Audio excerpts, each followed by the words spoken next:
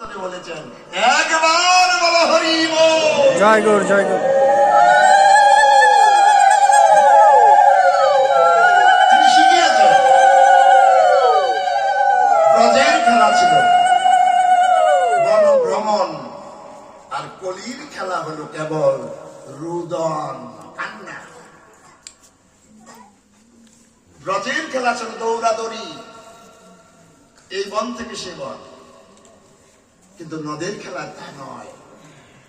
যুক্ত চারটা, সত্য, ত্রেতা, দাপর, কলি, কিন্তু এই তিন যুগে কখনো হরি নাম ছিল না। এই যুগে সকলে ভগবানকে সেবা পূজা অর্চনা করার অধিকারও ছিল।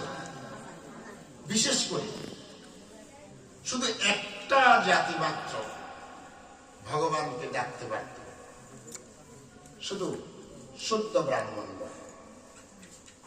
শুধু শুদ্ধ ব্রাহ্মণের এই ভগবানকে ভজন করতে পারত, আর কোন জাতি ভগবত ভজনের অধিকার ছিল না।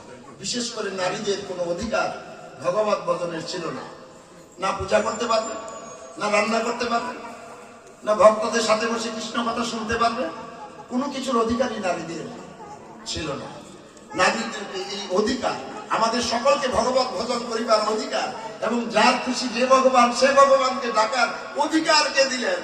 যে দিলেন সমস্ত জীব তাকে ডাকলেন মহাপ্রভু বলে। মহাপ্রভু কি মোটাটা বেশি? মহাপ্রভু ওজন কি আদামন বেশি অন্য ভগবান থেকে? না, ওজনে বেশি, লম্বায় বেশি, এরকম গুণেতে বড়। গুণতে বড় বলে গৌরাঙ্গ নিজেকে বলেনি মহাপ্রভু। মহাপ্রভু বলছে